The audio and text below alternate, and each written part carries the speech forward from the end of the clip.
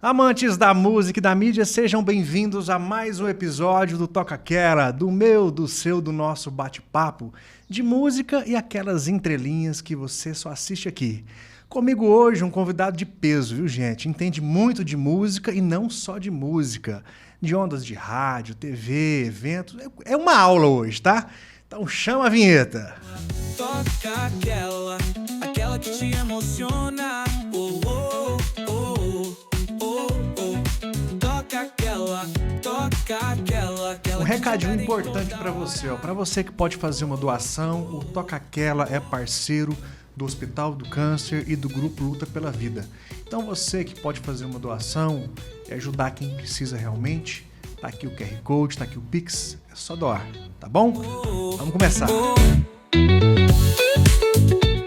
Senhoras e senhores, comigo hoje o grande, o inigualável Dan Rocha.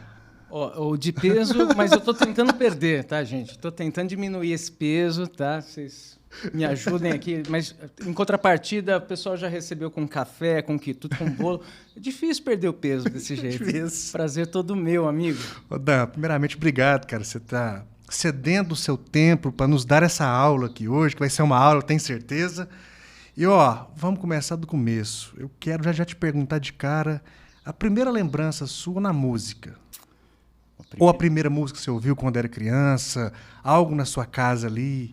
Eu acho que a primeira lembrança que eu tenho, não só na música, mas do rádio, era o meu pai. Ele fazia programas de Natal e colocava naqueles 3 em 1 gigantes, assim, né? Nos anos 80, eu vim de uma família que trabalhava já com shows, essas coisas, lá em São Paulo, e meu pai ele gravava programas na fita cassete, programas simulados, para passar na noite de Natal para os sobrinhos, a sobrinhanhada, Que bacana, cara.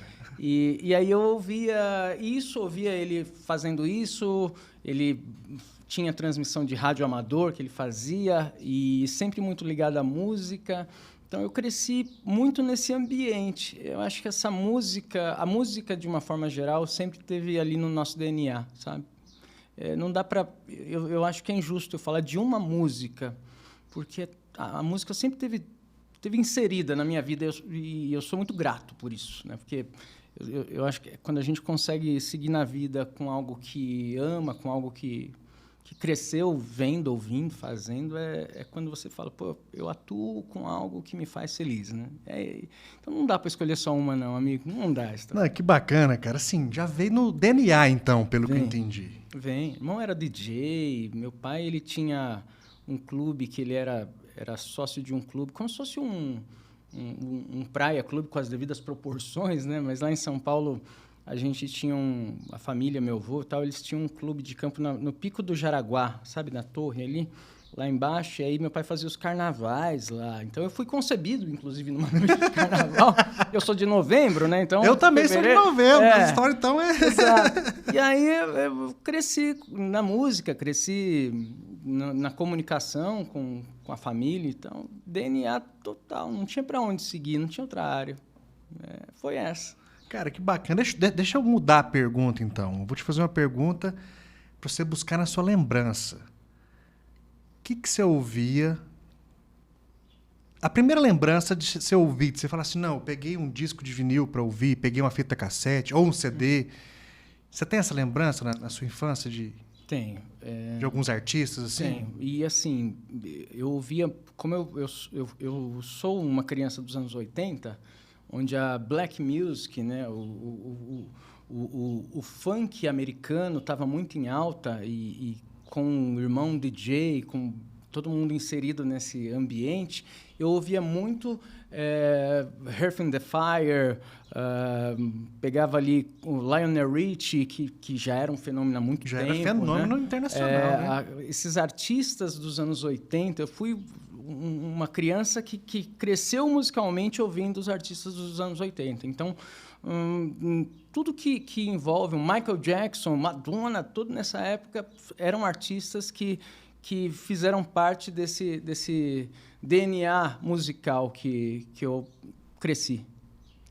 Cara, que bacana. E você lembra, era vinil, fita? Era vinil, era fita cassete, era só isso. E O CD chegou muito tempo depois. O CD eu já estava entrando no rádio já quando chegou. Então, que bacana.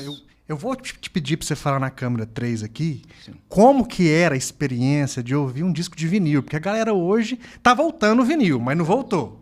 Tá voltando e é legal que muitos artistas, inclusive sertanejo, o Luan fez isso, o Jorge Mateus, lançaram álbuns recentes, também na versão vinil, para colecionar. Né? Maravilhoso. E eu, como fui DJ também, eu não fui um DJ que trabalhou com o vinil nas pistas, porque eu já era da segunda geração, geração do DJ, da CDJ, né? Sim. Do CD. Mas o vinil, ele soa diferente. Do mesmo jeito que ouvir música no rádio soa diferente, sabe? São sinergias que, às vezes, são inexplicáveis. E o vinil, ele tinha muito disso. Eu não sou saudosista tanto do consumo do vinil por ter nascido... Eu acho que a gente foi a primeira geração do analógico para o digital. Sim. Né? Então, eu acho que foi muito mais bombardeado pelo digital, por tudo, e a tecnologia, né, ela foi se atualizando tanto nos últimos 15, 20 anos, que os nossos primeiros 20 anos ali, eu acho que eles foram bombardeados por uma sequência de evoluções, sim, com mas certeza. que, sem dúvida... E evoluções físicas, né? Que é importante. Físicas, exato. Essas evoluções físicas, tecnológicas que existiram, mas eu acho maravilhoso, eu acho bonito numa apresentação, eu acho a sonoridade do vinil. Eu não sou 100% especialista na sonoridade, né, como um produtor de áudio, mas entendo um pouquinho, é diferente, tem uma qualidade diferenciada, então eu sou apaixonado também, sabe? Você seguiu alguma faculdade? Você pulou essa etapa e já começou a trabalhar mais jovem? Já foi os dois? Como que foi isso? Teoricamente, foi tudo muito atropelado, a minha infância, adolescência e tal. Eu era um garoto de São Paulo que tinha vontade de seguir no rádio, né? Meus pais faleceram cedo. Meu pai faleceu quando eu tinha 14 anos, minha mãe quando eu tinha 18 anos. Então, eu comecei a trabalhar cedo. Eu era DJ na noite de São Paulo. Eu terminei os meus estudos e aí passei a fazer uma faculdade, mas a ideia da faculdade era entrar para o rádio. Então, eu fui terminar depois a faculdade. Comecei no rádio em São Paulo cedo, né? E tudo muito ligado a tocar para ganhar dinheiro, para ter uma profissão, que era aquilo que eu fazia, né? E também começar a trabalhar na área que eu gostava. Então, fui trabalhando dentro desse ambiente de produtoras de rádio, emissoras em São Paulo. Quando fiz 23 anos, isso foi 2006, né? O Joca, que era meu diretor lá em São Paulo, trabalhava para ele em emissora de dia e à noite eu tocava em casas noturnas da cidade, como DJ. Ele falou assim, olha, tem uma emissora em Uberlândia, eu nunca tinha vindo para Uberlândia, não conhecia Uberlândia, que essa emissora é muito grande lá, e o diretor que trabalha lá, ele foi para lá 15 anos atrás, trabalhava aqui comigo na Band, e agora ele vai sair, porque, na ocasião, o Joca tinha descoberto uma dupla sertaneja e entregou, né, fez uma parceria, entregou essa dupla. Sei até que ano foi isso. Exatamente. Para que esse diretor e um amigo também aqui da cidade tocassem esse projeto, que era um tal de Vitor e Léo, né? E o diretor, Luiz Antônio, da Paranaíba, e o Alexandre, do Clube do Cowboy. Então, o Luiz foi cuidar da carreira do Vitor e Léo e ia sair da Paranaíba.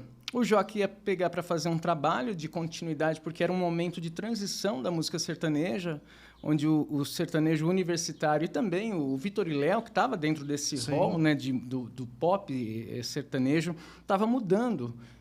Passava de ser aquele formato do sertanejo contemporâneo para o tal do sertanejo universitário.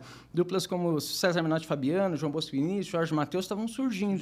Fernando Sorocaba também. Isso. O Fernando Sorocaba veio até um pouco depois, né? Porque a primeira turma desses... 2005 para 2006. 2005 para 2006.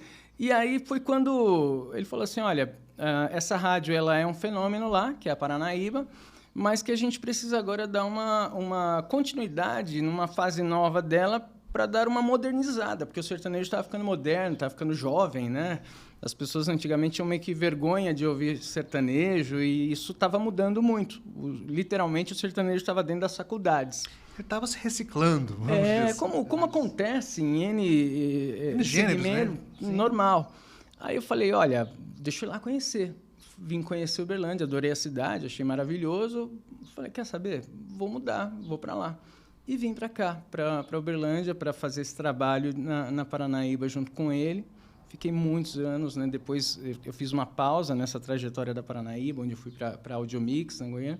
Mas foi assim, esse início foi muito atrelado já ao rádio, a produtoras, ao estudo, né, na área de publicidade, de marketing. E depois eu já embalei com a área de atuação, né? Depois eu fui atuar com jornalismo também, ampliei a parte de marketing, de publicidade, mas sempre ligado à comunicação, não teve jeito. Cara, agora eu quero aprofundar mais nas histórias, né? Que a gente coleciona história aqui.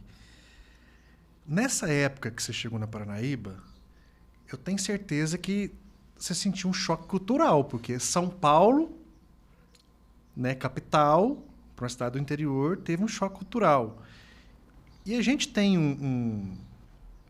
deixa eu achar um adjetivo para ele, porque ele é muito grande. Uma entidade, vamos chamar de entidade. A gente tem uma entidade aqui, eu não sei se ele estava na Paranaíba nessa época, que é um locutor, que você vai me dizer o nome dele, quando fala de locutor, você já lembra dele. Francisco Roberto, exatamente. Mestre. Quando você chegou aqui, eu tenho certeza que você conheceu ele, já ouviu falar dele, e você percebeu que a cultura nossa regional que era um pouco diferente da de São Paulo. Sim, e eu não digo não só a cultura da cidade, mas a própria música sertaneja era diferente aqui, porque eu, um garoto de 23 anos de idade ali, conhecia sertanejo como qualquer um daquela geração. Eu conhecia Zezé, conhecia Chitãozinho, Leonardo e tal, mas não era tanto o meu perfil de consumo.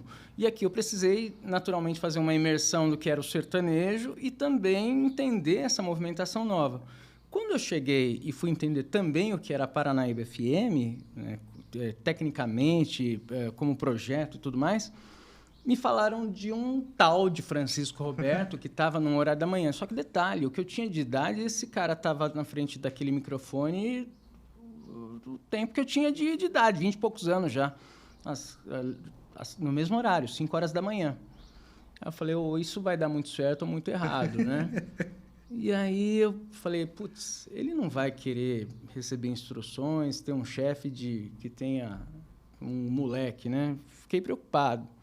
Mas eu cheguei para conhecer. Foi apresentado pelo Francisco, eu já comentei isso até em homenagens, em documentários para ele. Ele foi de uma generosidade naquele momento. Ele se colocou ali de uma forma que só gigantes naquilo que fazem se colocam. Eu imaginei que eu ia ter um cara que ia me olhar, né, de cima para baixo para falar, quem é você, garoto, para me dar orientação de como que eu devo atuar. Estou aqui, você tem de idade, mas não. Ele, pelo contrário, naquele momento, que era um momento de transição até tecnológica que a gente estava tendo, ele foi de uma dedicação, de um empenho, de uma troca e de um respeito. E foi assim não só naquele primeiro dia, foi assim durante toda a nossa jornada juntos na Paranaíba, que durou 15 anos. O Francisco, ali para mim ficou muito claro que ele era o nosso Faustão do rádio. E isso eu costumo dizer que é o melhor exemplo que eu tenho do porquê que um apresentador ele precisa ter ali consciência de que ele precisa ser uma marca, precisa ser uma referência. Principalmente hoje em dia, que vozes estão sendo feitas digitalmente e artificialmente. Clonadas, na verdade, também. Clonadas. Né? Se você não for uma marca, um motivo do porquê as pessoas consomem e acreditam e que você influencia, se a gente for analisar na prática, o Francisco Roberto era um influenciador já, através do rádio. Isso desde os anos 90. Então, ele era um Faustão do rádio e era interessante, porque conforme eu fui conhecendo a cidade, as pessoas, não, ele tá ali na gestão da Paranaíba. Tá, pô, você conhece Francisco Roberto, então, né? Francisco Roberto, pô, eu cresci ouvindo Francisco Roberto, meu avô. Eu falei, nossa, as pessoas têm um carinho, né? Adoram ele. E foi assim, e é assim, só ampliou. Eu sou completamente fã do Francisco e de outras pessoas também que estão no rádio hoje, mas o Francisco, eu acho que ele é o nosso concurso, ele que não tem comparação. Não, eu te fiz essa pergunta por quê? Porque não só o rádio, vamos falar de locução. Cara, tem vozes que inspiram. Então, por exemplo, você pega o Silvio Santos, né, que é o supremo da comunicação do Brasil. Sim. Né, tá na nata ali em cima, né? Ele tinha uma voz por trás dele que era o Lombardi, cara. Sim. Cara, eu sonhei várias vezes, cara, como que o Lombardi é? Porque não se mostrava o rosto. Imaginário, né? Cara, como que é o Lombardi? Ele é gordo, ele é magro, ele é branco, ele é negro. Como que ele é? Ele é cabeludo, ele é careca. E sempre foi assim o rádio, né, cara? É a magia, né? É a magia. Interessante porque hoje a gente tem um rádio que tem imagem também. Sim. Então a dinâmica... evoluiu, a dinâmica é outra. Vamos falar disso daqui a pouquinho. E assim, não só o Lombardi, outros também. O que fazia com o Ratinho. Uhum. Sombra. A própria voz do Louro José, Sim. que ele faleceu recente. Né? O personagem sem aquela voz não é o mesmo. Né? Exatamente. E assim, a gente pode abrir um pouco para isso também, para dubladores. A voz do Chaves. A voz do Pica-Pau, né? Que o Pica-Pau tem o Pica-Pau original e tem o Pica-Pau que é mais louco. Né? Né? O Pica-Pau doidão. Que é outra voz. Então, assim, acaba que dá vida pro personagem em si, pro ator também do filme. E é conectado com a magia do rádio, né? Total. Tanto que, se a gente for analisar, os apresentadores de maior relevância, desde que a televisão foi lançada, vieram do rádio. Não só no Brasil, no mundo todo. Né? Você pega no Brasil exemplos como o Faustão, como a Hebe, mais recente, entre aspas, um Celso Portiolli, entre outras personalidades que começaram no rádio e que, através da voz, da dinâmica, não só a voz, mas a dinâmica de se fazer uma entrega no rádio, se deram muito bem em outras plataformas. Porque o rádio, hoje a gente tem a internet com uma dinâmica também muito presente, rápida, intuitiva, só que o rádio ele sempre foi sinônimo daquilo que precisa ser o imediato está no rádio, que você consegue entregar rapidamente. Você estava na frente de um microfone, você precisava entregar ali sem uma referência na sua frente, falar com milhares, milhões de pessoas. Você tinha que ter uma entrega, uma dinâmica em que você fosse realmente uma referência, uma autoridade e que fosse uma verdade dentro daquilo. Então, o rádio produziu muita gente, projetou muita gente, né, talentosa. Não é assim, não é diferente do que a gente observa nos últimos anos. Então, esse potencial do que... E eu falo, quem faz o rádio consegue se adequar a N plataformas. E por isso que eu sempre incentivo todo profissional de rádio a ampliar a atuação, a ampliar o posicionamento de como você projeta o seu trabalho e que você seja também uma referência de conteúdo da sua marca. Porque voz pela voz, tem vozes maravilhosas, mas a voz hoje, por si só, não. Se a gente pegar a voz do Francisco Roberto e colocar numa outra pessoa, não é suficiente. Não tem a alma, né? Não tem a alma do Francisco Roberto. Então, seja uma referência, seja uma autoridade naquilo que você se propõe a fazer. Deixa eu aproveitar já, então, que a gente está falando disso. O rádio teve uma evolução, assim como todo veículo, né? Quando você chegou no seu início do trabalho com o rádio, como que era a interação do rádio e como que é hoje? Fala um pouquinho dessa evolução pra gente. Dá uma aula pra nós sobre isso. Não é nem aula, gente. É dividir mesmo. Aliás, tem pessoas com mais idade que vão saber até... Não que eu seja novo, né? Já estou na casa dos 40 anos, então eu não sou novinho, mas tem pessoas que têm 60 anos que têm até mais percepção de como era o rádio no começo do rádio mesmo. Mudou, e mudou baseado em hábitos, e vai mudar baseado em hábitos. O que é interessante do rádio é que ele começou há 100 anos atrás, e qual era o hábito de comunicação com as pessoas? Era a carta. Então, as pessoas escreviam carta para falar através do rádio, para falar com um locutor, para mandar um recado, para participar. Aquilo depois foi evoluindo, foi indo através do telefone discado, que ainda era muito raro, e veio de fora para cá. Essa época foi a época do Zezé. Onde as pessoas ligavam de orelhão, e isso já nos anos 90, mas imagina, qual que era o hábito? As pessoas não tinham telefone em casa, elas iam para o telefone público para ligar para o rádio, para mandar o seu alô, para conversar com o apresentador, pedir música, né? Sim. E aí aquilo foi mudando e foi adequando aos hábitos e às tecnologias que as pessoas têm. Hoje em dia, se a gente for analisar, bom, o telefone fixo, ligue para o nosso telefone, ele não existe mais, não se usa, né? Quem hoje usa um telefone em casa para ligar? Pouquíssimas pessoas, até porque até as nossas vovós estão ali no Zap Zap. Sim. Ficou dinâmico. Falar ao vivo com o locutor se tornou uma dinâmica de como você conversa com a pessoa, que na maior parte das vezes você manda um áudio, ouve e responde. Com um programa de rádio não tem sido diferente, com algumas exceções, mas, no geral, as trocas têm sido dessa maneira. Ou seja, o rádio ele simboliza os hábitos e tenta acompanhar sempre esses hábitos, e é importante que ele vá nesse caminho até para que ele continue dentro desse universo.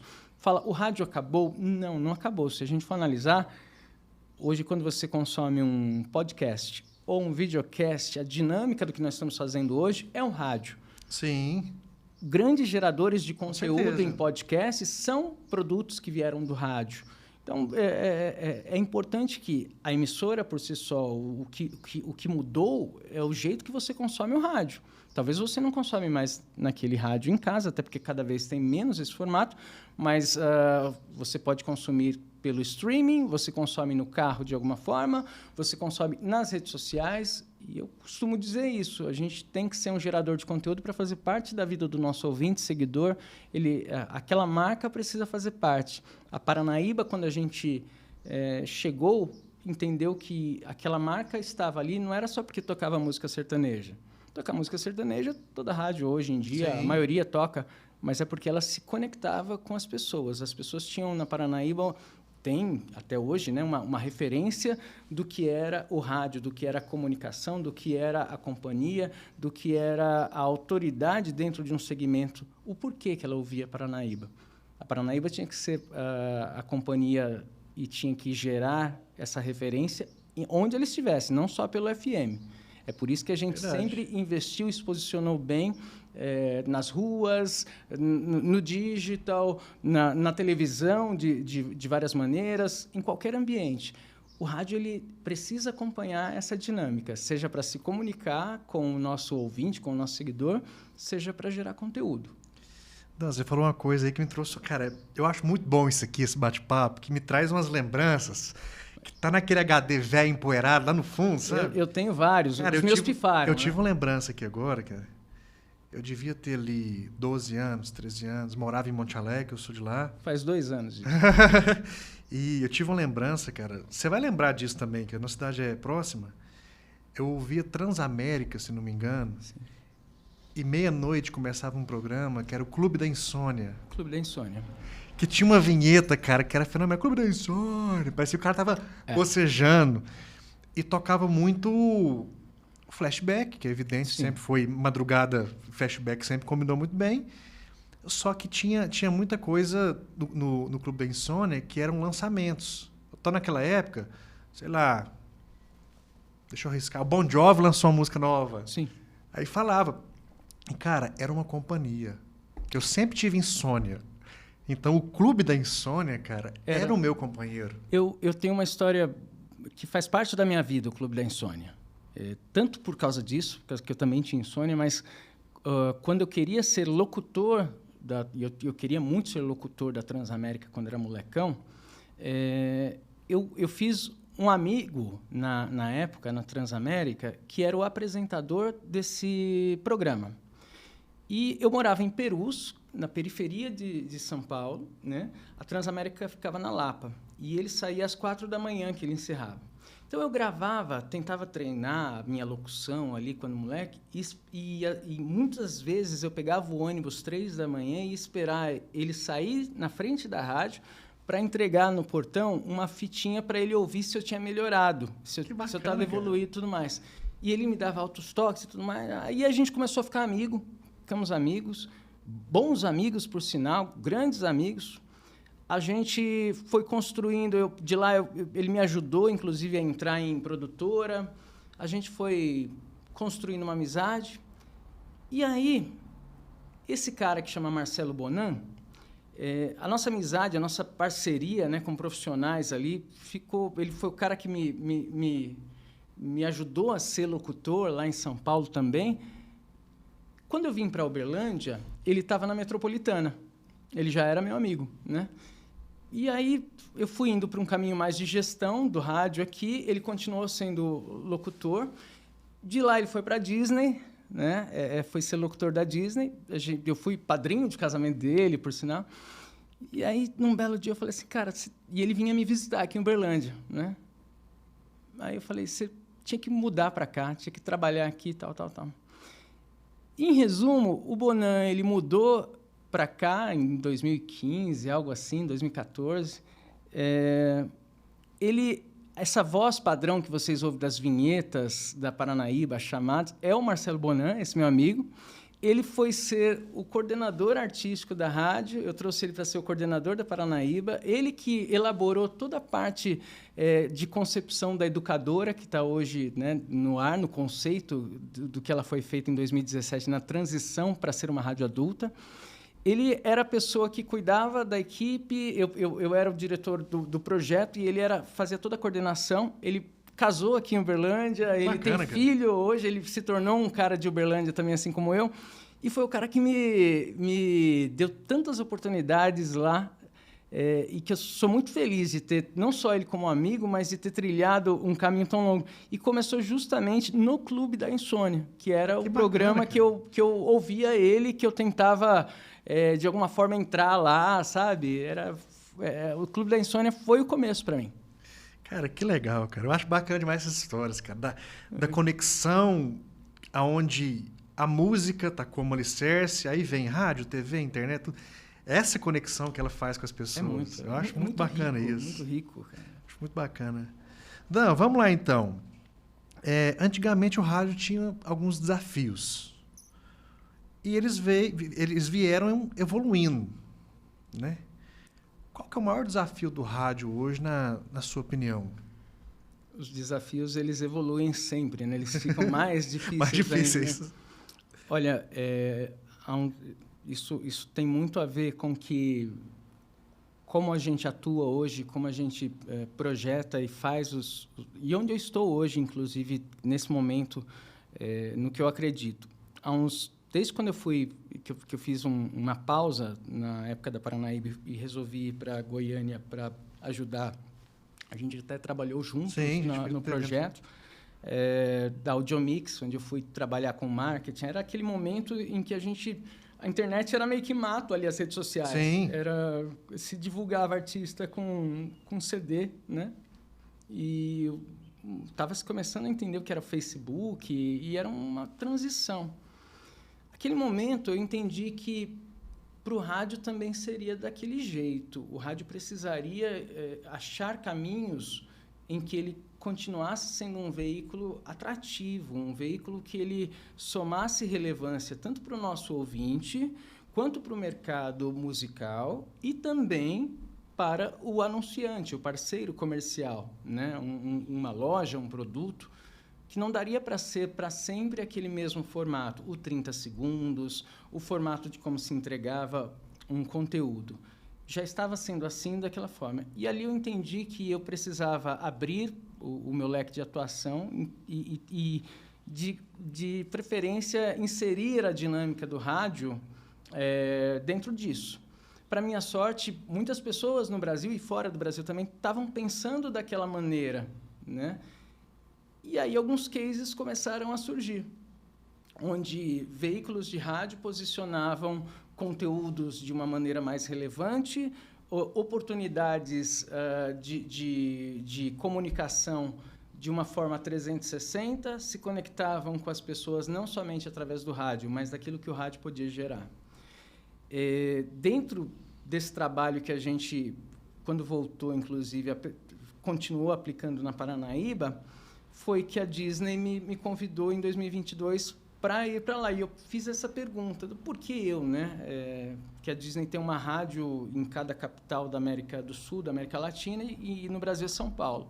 Falou, olha, a gente quer que você toque aqui o projeto rádio, mas o que você fez no interior do Brasil, com uma rádio, junto com a sua equipe, naturalmente, mas o que você atuou no interior do Brasil faz muito sentido para o que a Disney quer fazer hoje como a geradora de conteúdo e relevância para as plataformas. E lá, o rádio passou a ser um gerador de conteúdo para o Disney Plus, de projetos, né? E era isso que a Disney queria fazer cada vez mais, aproveitar essa dinâmica, esse entendimento que o rádio tem de diversas pontas e para poder aplicar e aperfeiçoar mais para os outros negócios.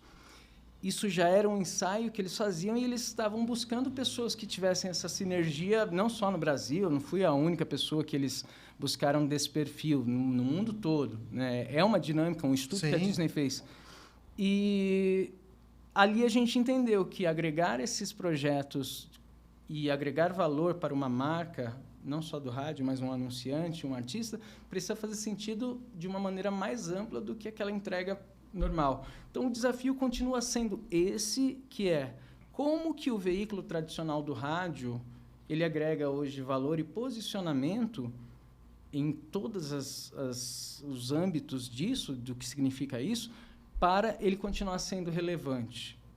Você tem hoje emissoras que geram conteúdos no digital, fora do Brasil, inclusive, que tem ali uma relevância enorme, com milhões e milhões de seguidores, porque aquilo que ela gera como referência, seja na música, seja comercialmente, você tem apresentadores nos Estados Unidos, os apresentadores de rádio que têm os maiores cachês, né, os Sim. maiores salários são de apresentadores que estão no rádio até hoje, porque eles geram uma relevância e eles ampliaram essa linha de atuação.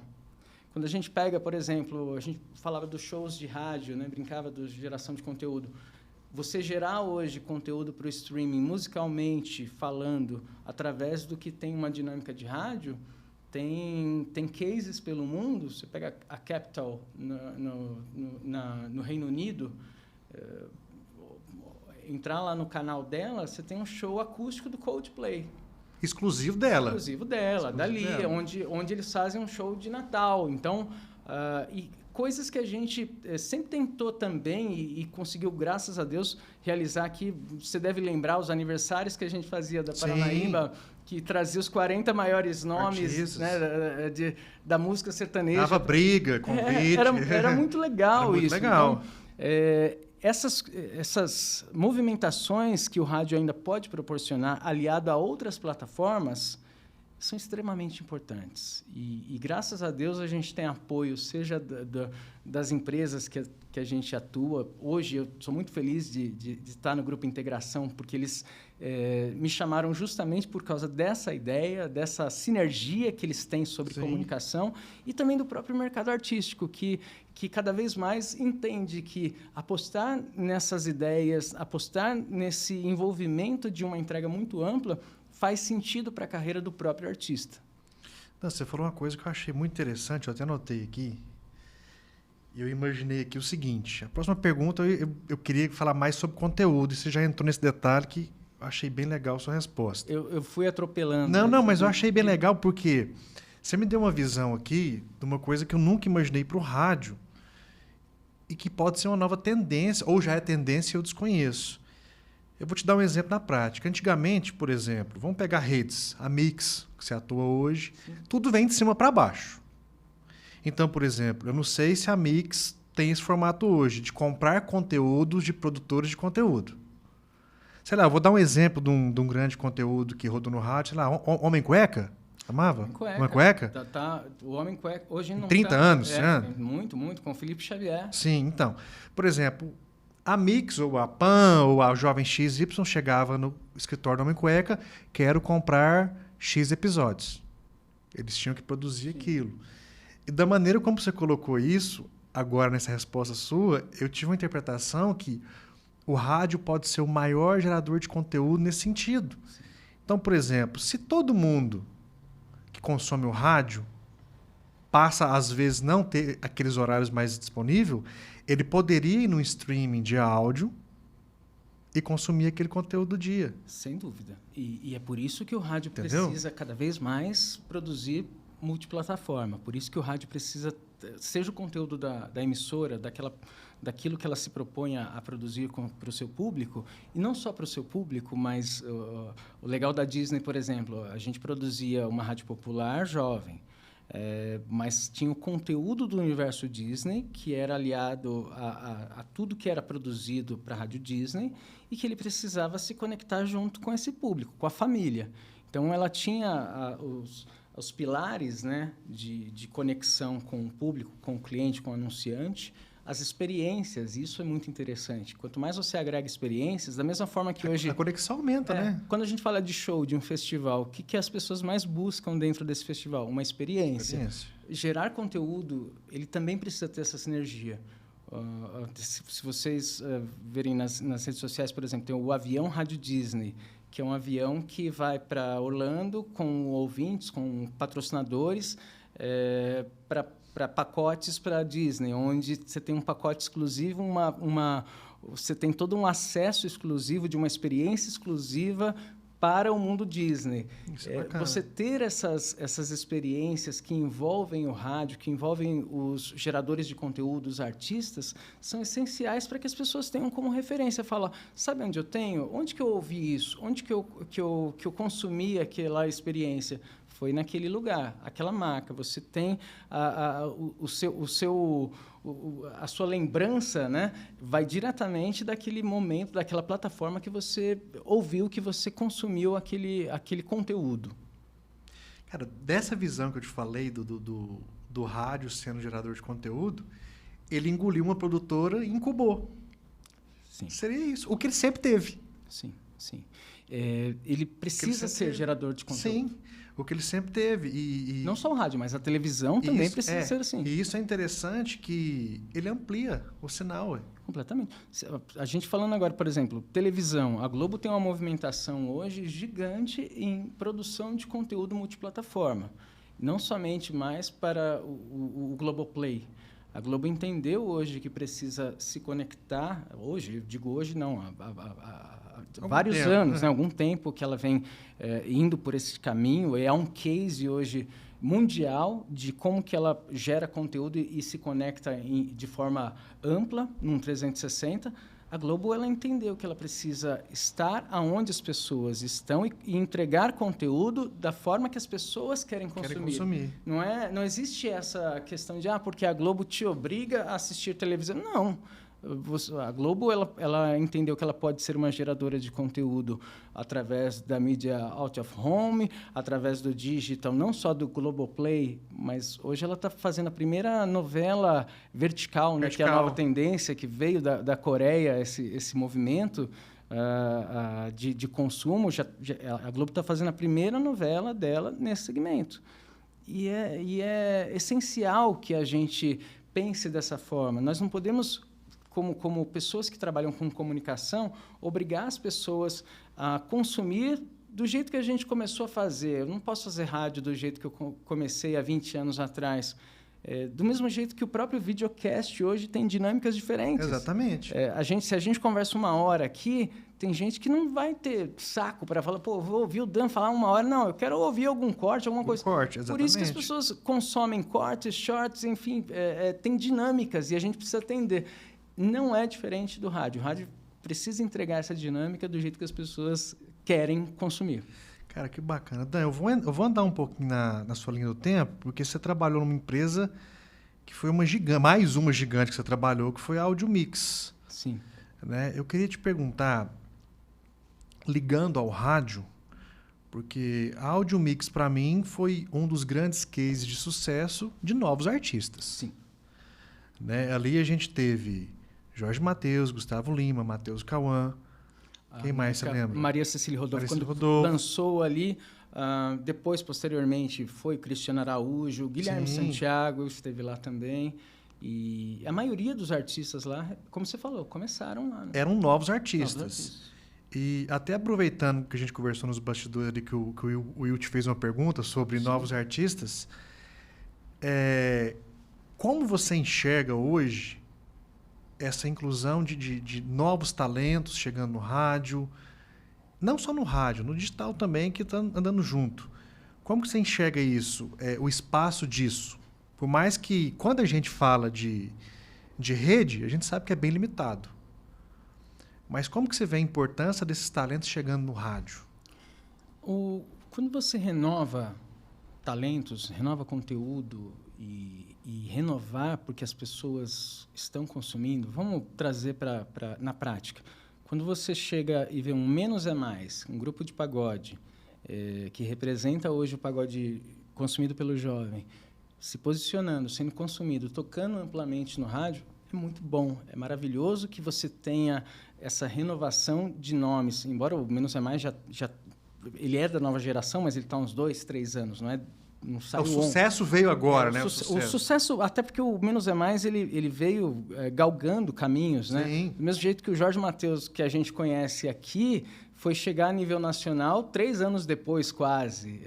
Aqui foi pioneira, aqui, Goiânia, né? Goiás, o interior do Brasil, pioneiro. Mas chegou no Sul depois, chegou até mesmo no Nordeste depois. Era um outro momento. Com a internet e com o rádio, essa dinâmica muda também. Hoje você tem antigamente a coisa era ao contrário, né? Você lançava no rádio, você aparecia na televisão, você fazia grandes shows depois. Hoje a dinâmica é o contrário. O rádio tem uma importância gigante na vida do artista? Tem. É importante estar no rádio porque sabe-se ainda que muita gente ouve e vai continuar ouvindo através da dinâmica que é consumida do rádio. Mas hoje você precisa ter uma estratégia para lançar o seu produto de uma forma ampla, não é somente com o rádio, com a televisão ou só com a internet. Tem artistas que lançam somente no digital e tem uma carreira? Tem, óbvio que tem. Você pega segmentos, principalmente os segmentos que a gente chama, né, seja da nova geração, o funk, o trap, que são ritmos, né, o funk carioca, o funk paulista, que são ritmos e segmentos consumidos em grande maioria pelo universo digital, Sim. mas que hoje você precisa ter, em todo o contexto geral, um trabalho amplo, um trabalho elaborado no digital e também em plataformas mais tradicionais de consumo de música. Assim como é importante você chegar e estar em shows que posicionem o seu trabalho pelo Brasil de forma grande.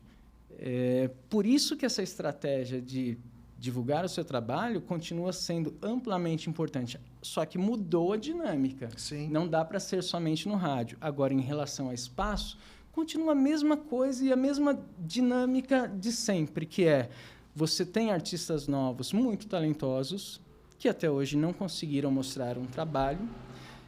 Diziam, quando o digital, o streaming chegou, que, olha, acabou o rádio porque agora a internet ela é democrática, você tem um trabalho, você coloca... É verdade, você tem um trabalho, você coloca. Aparecer, ser entregue é outra história. Outra história. Da mesma forma que as pessoas conseguem colocar o trabalho ali, mas que outras conseguem divulgar mais porque desenvolvem um trabalho de marketing pesado, investimento, continua existindo. Por quê? Precisa divulgar. Nós estamos falando de um país gigante e de milhões e milhões de pessoas que consomem internet, conteúdo, fluxo de dados todos os dias. Então, você precisa... tem gente que tem grande talento e ainda não aconteceu. Assim como o Zezé de Camargo tinha muito talento, demorou 20 anos para acontecer do dia para a noite. Então, o espaço, eu acho que assim, tem coisas que são inevitáveis. Quando você tem um talento tão grande, algo tão diferenciado realmente, algo bom vai acontecer na sua vida. Não importa o tamanho, quanto tempo demore. Trazendo para o nosso universo aqui, na época da Audiomix, eu falava muito com o Mateuzinho, do Matheus Cauã, que eles entraram na Audiomix na época por serem compositores, praticamente, né? E na época fizeram o jingle do Caldas Caldas, né? Composição deles. Foi naquela época. Eu falava muito para eles e depois eu cheguei a repetir isso com outro caso, que era o Diego Vitor Hugo aqui, que eu falava assim, olha... Tamanho talento, é impossível algo de bom não acontecer. Né? Pode demorar, assim, mas é impossível. E não é por minha causa, por sua causa, por causa de... em algum momento, é impossível algo não acontecer. Quando você tem algo diferenciado, quando você tem um trabalho tão ali com a sua sinergia junto ao seu público e que as pessoas... Quem ouve fala, pô, é muito bacana, esse cara merece... A gente pega hoje o Dino, né, que faz um trabalho maravilhoso no rock. Pô, o cara está fazendo algo que artistas também fizeram no passado, que são releituras, mas ele aplicou ali uma identidade própria, um talento daquele. Era impossível algo de bom, algo diferenciado não acontecer. Né? Então, é trabalho... Tem gente que quer passar na frente comprando espaço? Sempre teve, seja no rádio, na televisão, seja botando a cara dele num balão sobrevoando a cidade, seja na internet, comprando likes. Sempre teve. O mundo sempre fez e atuou dessa maneira. Agora, não é sustentável, não é uma verdade. Isso cai. Cai plataformas e emissoras que atuam e dependem somente dessa mentira, que é uma mentira, esse sucesso que não é real, sucesso, né? E cai porque é insustentável, porque fica cada vez mais caro você manter uma mentira. Já viu aquela história, né? É caro manter mentira, caro manter, né? Mentira. Você esquece da mentira, e a gente porque é mentira. E a gente não está falando só de música, porque manter uma mentira é caro. E eu acho que isso vale, e pela lógica, desde que o mundo é mundo, a tendência é sempre... esses processos se aperfeiçoarem, mas que o que é real é real. A gente sabe, você que está aí sabe o que é um sucesso mesmo, porque não é só porque toca tá em primeiro em tal lugar na plataforma ou no rádio, ou que ele é o nome que tá aparecendo no trend. Tá hypado. No hype, né, que se usa muito isso. O real sucesso, ele é muito mais amplo. Ele atinge algo ali que movimenta algo muito mais amplo do que aquilo que é impulsionado na marra, sabe? Absolutamente, isso é diferente de se fazer divulgação e publicidade daquilo que você acredita. Se você tem um produto, você tem hoje um gerador de conteúdo aqui que fala de música, de plataformas. Isso é extremamente normal. Você vai pegar e divulgar este produto, mas você querer botar ali e colocar um número taxado só para dizer que o seu tem mais audiência do que o programa do Luciano Huck de domingo, neste momento não é uma realidade, até porque eu participando aqui é aí que vai cair, né? Mas a mentira ela não se sustenta. Se Deus quiser, esse produto, este programa, esse projeto vai crescer cada vez mais. Mas cada vez que ele cresce, ele precisa ser sustentável, né? Eu costumo falar uma coisa que às vezes é até taxado como polêmico, que é o seguinte: tem muita gente que coloca o dinheiro na frente de tudo e esquece de uma coisa que chama entrega. Sim. Então, peraí, você quer vender um show, vou dar um exemplo de show, você quer vender um show por R$10 mil, o que você está entregando para valer os R$10 mil? Você quer entregar uma locução que custa R$10 mil, o que você está entregando na locução? O que vem junto da sua voz? Sim. Aonde ela chegou, aonde ela chega? Então, Dan, tem muito artista, eu falo abertamente sobre isso, é polêmico porque eu falo rasgado. Você me conhece, você sabe que eu não dou volta. Que esquece da entrega. Aí não chega. A arte, ela não é tangível. A arte não é tangível e é uma verdade que ela pode ser interpretada e até questionável. Sim. O que é sucesso para o que é gosto pessoal para mim pode não ser para você, mas o que é sucesso também é uma coisa que precisa ser avaliada, e o sucesso real ela é inquestionável, porque aquela música que realmente é um sucesso é aquela que as pessoas estão cantando até odiando ela, em muitos casos. Você gostando ou não gostando, essa música sendo boa ou ruim, ela entrou, né, dentro de um imaginário.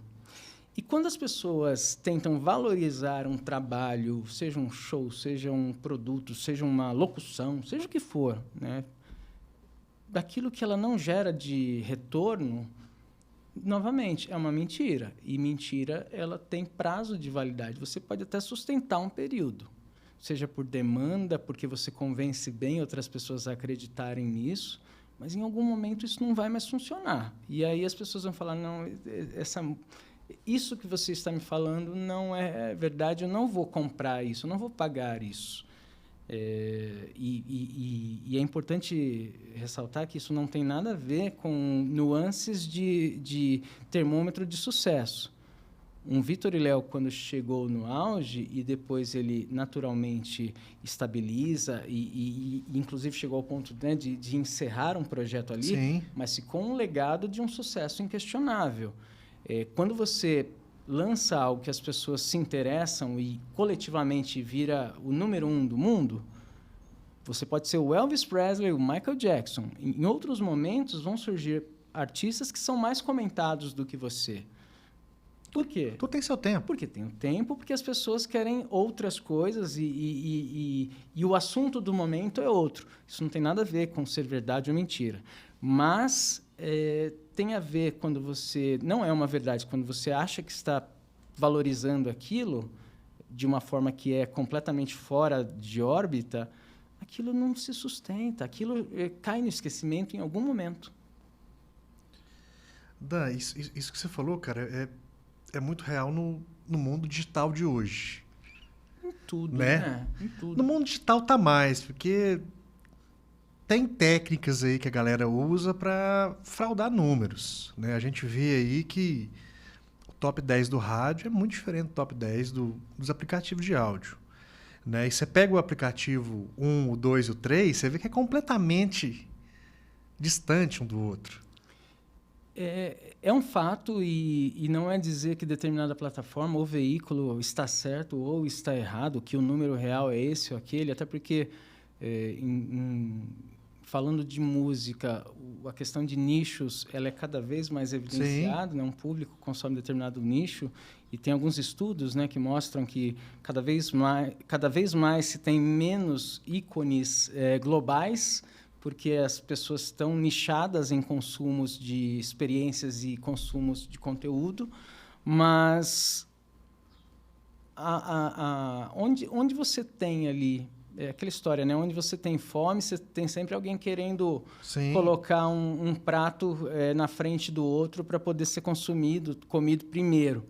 E aí, você imagina, se no rádio teve esse modelo, né, clássico de porque o artista pagou X mil e tocou muito mais lá. Você acha que não vai ter isso na internet de um jeito? E novamente, eu reforço, isso sempre vai existir dessa dinâmica, mas cabe a gente que atua com comunicação, cabe a um artista que quer ser uma verdade, saber como que dosa. Aí você fala, não dá para você ter uma emissora de sucesso, não dá para você ter um canal que só entrevista se as pessoas te pagarem, não dá para você ter ser um show que o público vai se os números que estão na sua plataforma são mentira. Não tem como, então não se sustenta. Sabe qual que é o termômetro, Dan, que eu acho que é o mais real de tudo isso? Para mim, não é o termômetro do rádio, pro artista, tá? Tô falando pro artista. Sim. Considerando sucesso. Não é o termômetro do rádio, não é o termômetro da internet, não é o termômetro dele na TV e não é o termômetro que tá na boca do povo. Para mim, o termômetro maior disso chama-se bilheteria. Fato. Você tá botando gente, você realmente tá tirando a pessoa do conforto da sua casa, né? Eu vou sair do meu ar-condicionado, do meu streaming, da minha televisão 4K aqui e da minha geladeira cheia de cerveja para ir num show onde gente suada vai me encostar, onde talvez eu não vou ser bem atendido, que a gente sabe os problemas que tem os eventos, mas eu vou porque eu quero ver esse artista. Isso é uma verdade e é um consenso muito grande, né, na prática, de que o desempenho de uma bilheteria ela realmente realça aquilo que é sucesso. E é interessante dizer, porque isso também reforça o quanto cada vez mais essa expressão de ser nichado tem funcionado. A gente falou agora há pouco da questão de artistas que produzem um conteúdo para determinado público, mas que não são conhecidos de forma tão ampla, por exemplo. Sim. Vamos colocar o Dino. O Dino tem shows lotados, as pessoas compram ingresso para ir no show do Dino, pessoas que querem ouvir o trabalho do Dino, dentro do nicho dele. Interessante que tem artistas populares que às vezes são muito mais famosos do que o Dino, mas que não levam o público que o Dino leva. Você falou uma coisa, cara, que até é uma coisa que eu sempre troco ideia com os clientes da Music Media.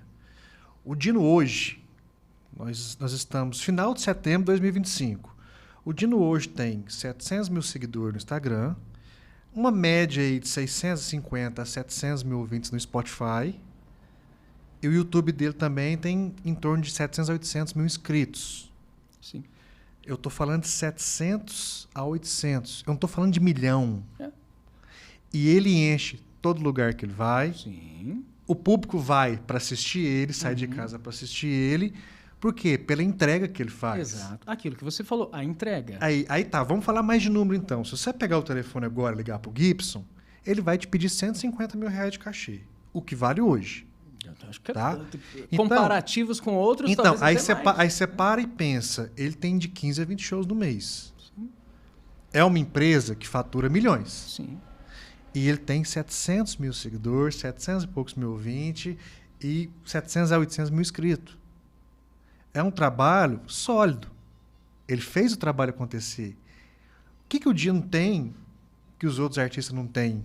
Verdade. Exatamente. Tem verdade. A identidade dele. Você A galera se identificou com ele. Mas no show dele. como assim? Ele toca músicas dos outros? Sim, só que o projeto que ele se propôs, assim como outros artistas que também de outros segmentos tocam música dos outros, a maioria do repertório de um show de pagode é de música de outros artistas, né? E o que o Dino fez? Ele aplicou ali uma releitura com uma identidade própria, para um público, inclusive, mostrando identidades musicais sem destoar com o que é o original, mas trazendo ali uma releitura e aplicando também a essência dele como artista, como intérprete, como músico, que muito bom em todos esses pilares, por sinal. Sim. Ele aplicou tudo isso dentro de uma experiência oferecida para um cliente, que é o público que vai ali, consome porque ouviu o trabalho dele através do streaming, conheceu ele através de outras pessoas que disseram que é bacana. Sabe o que é interessante essa movimentação do consumo do público, do flashback, por exemplo, dos anos 80, 90? No rádio, não é diferente disso. As emissoras em cidades médias e grandes que estão no topo são emissoras que trabalham o repertório do segmento adulto. As pessoas consomem muito o rádio. Você pega a Alfa em São Paulo, ou nichos específicos. Estava falando para você, em Goiânia, a emissora que é segundo lugar é 89 Rock, em Goiânia. O terceiro lugar é a Alfa também, que está lá, que é um segmento adulto dos anos 80, 90, ou que toca músicas internacionais. É ter verdade, é ter um diferencial e um público muito específico que fala, olha, esse público me ouve, compra o meu ingresso e ele vai, ele é fiel, ele o que significa realmente a palavra seguidor. De verdade, né? Fã de verdade. Cara, eu até vou entrar num assunto que é um pouco polêmico, mas é uma polêmica leve. A gente tá falando de flashback. Quando você fala flashback, na minha cabeça só vem grandes sucessos que tocaram em uma época final de 70, 80, 90 ali, para nós hoje. Vamos falar de 25 anos para trás, algumas coisas dos anos 90. Pega um Bon Jovi, que hoje é um flashback, pega um Guns, né? A fórmula do Dino específico, já que a gente está testando o projeto dele, ele pegou o melhor do que se existia, de um universo onde a peneira é muito fininha, só passa grãozinho de areia petitinho mesmo, que é, né, só o que realmente é bom, né? E colocou a identidade dele. Ele reviveu algo que já era muito bom de uma maneira dele. Sim. E criou um público, de verdade. Aí eu vou trazer um comparativo dele com o universo oposto. Vamos positivar ou negativar. Vai ser um positivo ou um negativo. Você pega, por exemplo, o mercado hoje de músicas que não são sucesso e que são injetadas goela abaixo com muito dinheiro, muito investimento. Então você pega, por exemplo, o projeto que é só sucesso, fez a releitura, cara, a chance de isso dar certo é muito grande.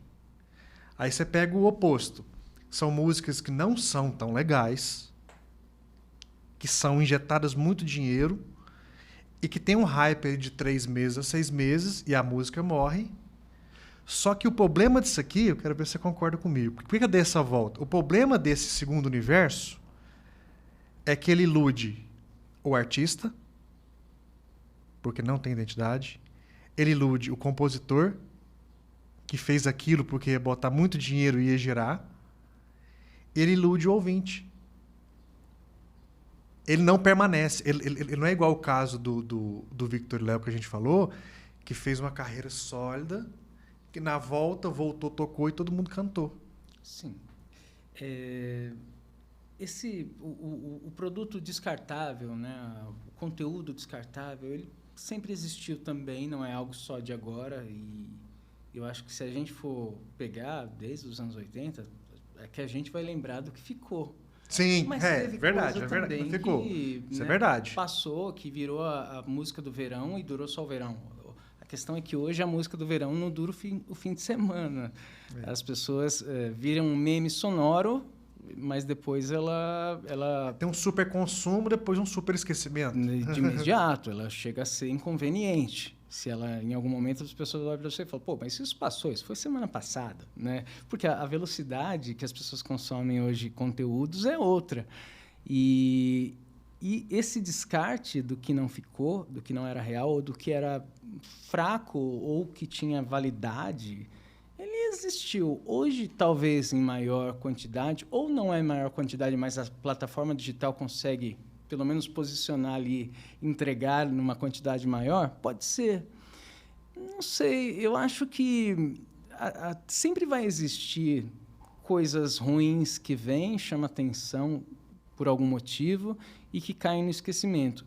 E mesmo num mundo tão enigmático do que é a dinâmica que as pessoas querem consumir e, ao mesmo tempo, tão frenético, vão surgir, por exemplo, no sertanejo, Marílias Mendonça, que vão produzir algum legado e essas músicas terão, dentro do que é o seu público proposto, uma continuidade.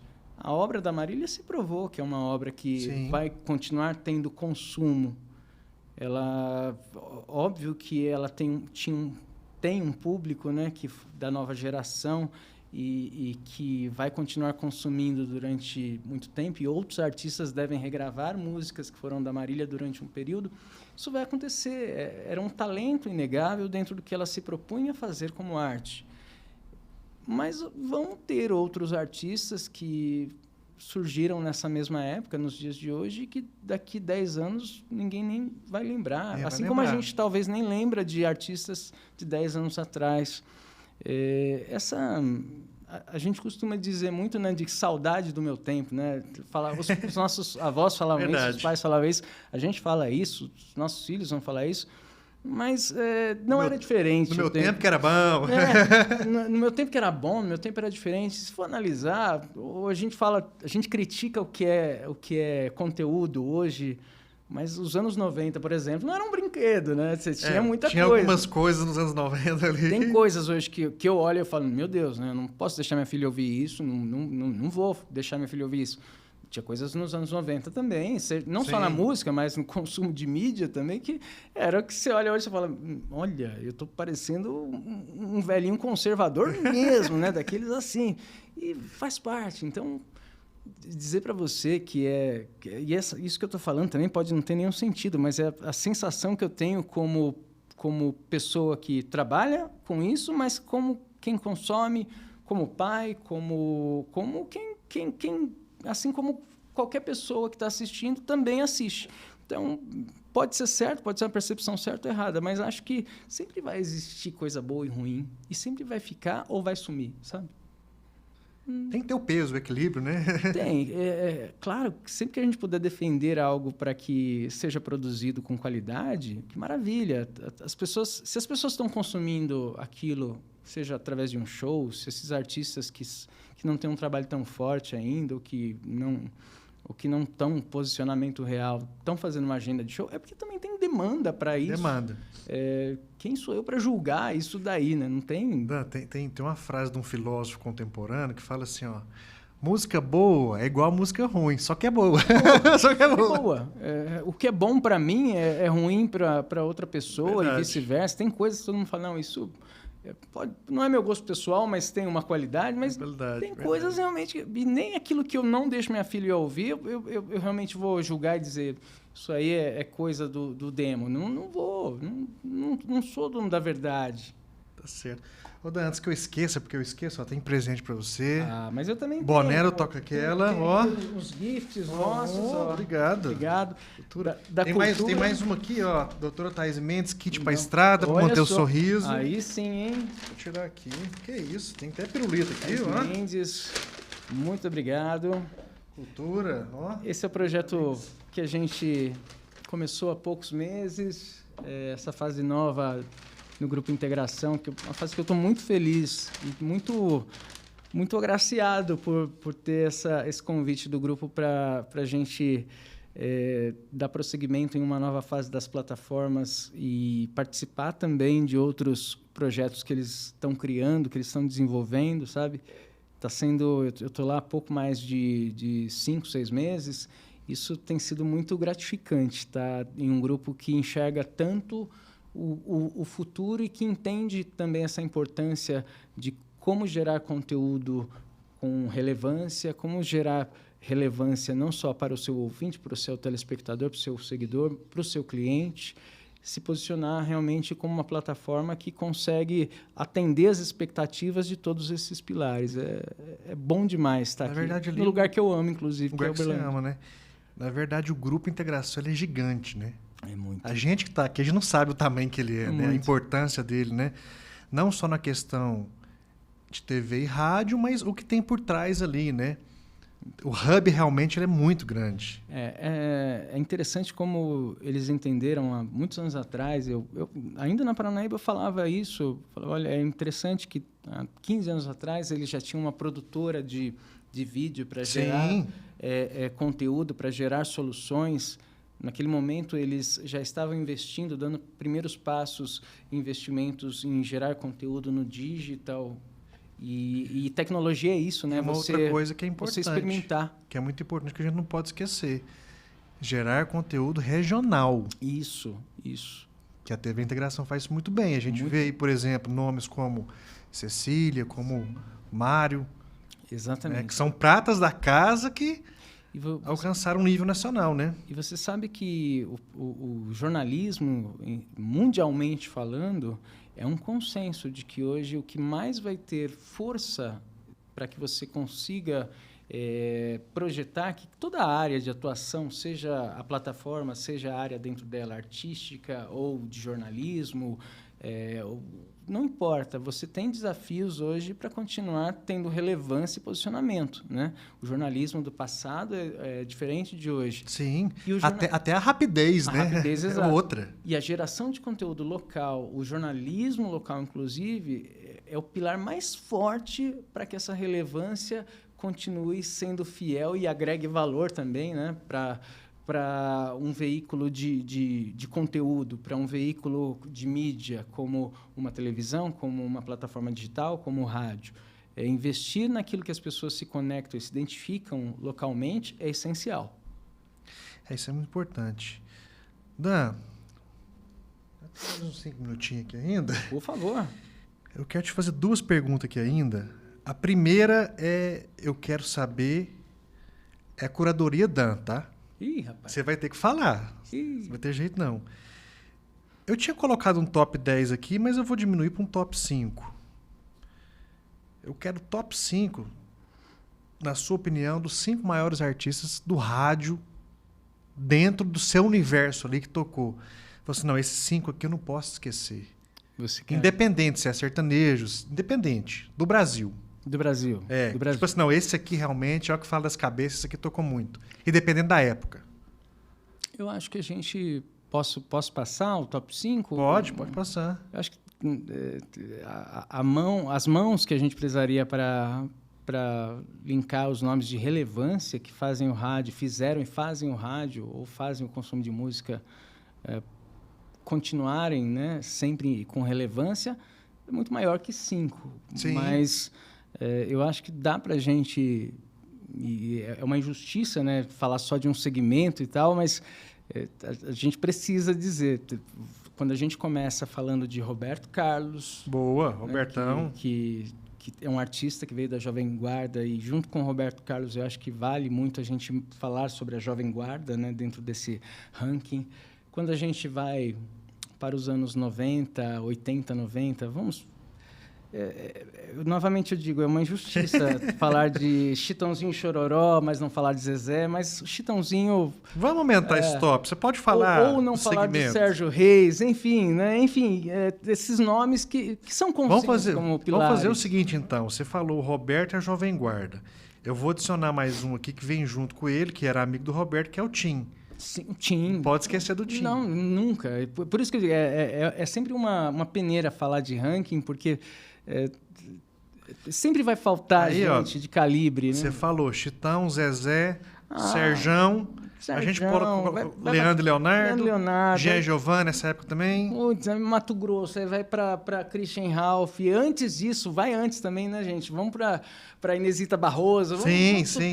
É muita gente que fez o rádio chegar a 100 anos sendo um veículo de relevância.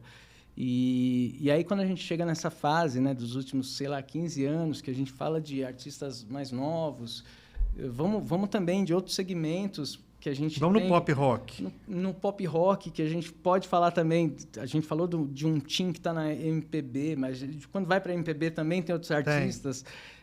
Cara, do meu gosto pessoal, por exemplo, falar de um pop rock ali dos anos 80, que foi... Que eu cresci ali ouvindo Legião Urbana. Legião. E aí a gente vai para um Paralamas, vai um Cazuza, que tocou muito no rádio. Aí pega o Cazuza, pega o Barão junto, porque é colado a história. Muita gente. E da geração mais atual, vale dizer muito, né? Vale falar de artistas novos do nosso sertanejo. Quando você fala de um Luan Santana, de um Gustavo Lima, de um Vitor e Léo, de um Jorge Mateus, gente, é uma missão muito difícil dar só 5 nomes. Eu não tenho essa condição. Eu sei disso, por isso que eu te apertei. Eu sabia que sua resposta era essa. Não tenho. E assim, né, não é querer fazer média com todo mundo nem nada, mas é porque não dá, é injusto, sabe? E é algo muito relativo também, né? O gosto, por mais que a gente saiba que Chitãozinho e Chororó são ícones, todo mundo sabe, gosta, admira, mas para alguns Zezé tem mais. Então... O dia que o Marcão teve aqui, o Marcão do Blog Nejo, ele é apaixonado no sertanejo, tem uns vinil, tem tudo, né? Eu falei pra ele, fala 5 dos maiores. Ele falou, não tem jeito de falar, não. Aí começou a falar igual, é esse, aquele. Não tem. Aí já lembrou de um outro. Não dá. Infelizmente, na realidade, não dá. Pior seria se desse, né? Que você fala, só tem isso. Se a gente fala... É limitado. Cada vez mais dá. Se você se você falar, do último ano, dá para lembrar de 10? Já começa a gerar uma dificuldade, Sim. assim, sabe? Sim, verdade. É mais difícil. Então, não sei. A música brasileira ela é muito, muito rica. Ela produziu e produz muita coisa Sim. boa. Produz coisas ruins, às vezes, mas...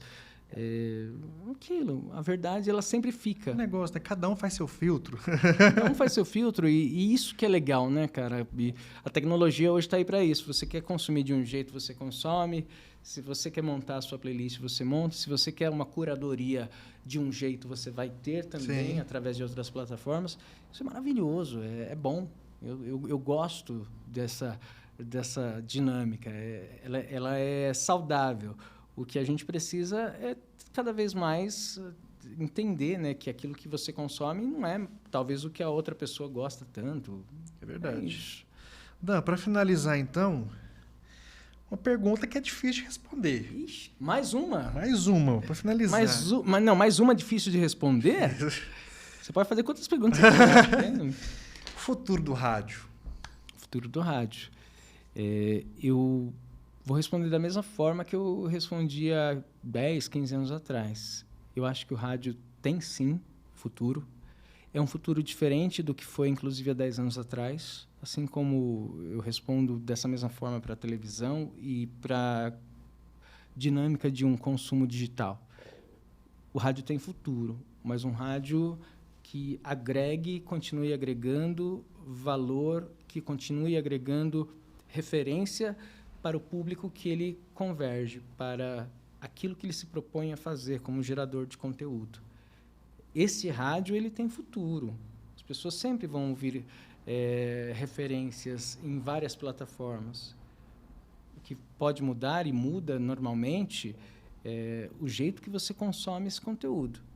Mas gerar pelo rádio, gerar pelo que é a essência do rádio, eu continuo sendo muito fiel, eu amo o rádio, atuo com outras áreas hoje em dia também, mas a forma que você gera conteúdo para o rádio, ela, da mesma forma que quando a televisão, né, lançou, que as pessoas, mas o rádio acabou porque veio a televisão. Sim, não. era o medo, né? Era o medo, é o jeito diferente. Então, eu acredito muito nisso, de que o que muda talvez é a dinâmica, o jeito. E quando você tem propósitos, um produto forte, uma referência boa, e que você tem esse universo para poder conversar e que é uma verdade, você pode ter certeza, o rádio chega a 500 anos. Cara, que maravilha. Dan, obrigado. Obrigado a você, meu amigo. Mais uma vez. Foi uma por essa aula que você deu pra gente aula aqui hoje. Aula nenhuma. Ó, você vai ter que voltar mais aqui, mais vezes. Ficou algumas perguntas aqui, eu vou deixar pra próxima. Com esse pão de queijo, inclusive, eu volto toda semana. A gente pode fazer. Porque, inclusive, vai ter um formato novo aqui, na qual nós vamos ter alguns debates. Oba! Você já está convidado já, Oba! Entendeu? Na hora. Acredito que no começo do ano que vem já vai ter os primeiros episódios. Só me chamar. Fechou? Fechou, amigo. Valeu, Dan. Valeu, gente. Até a próxima.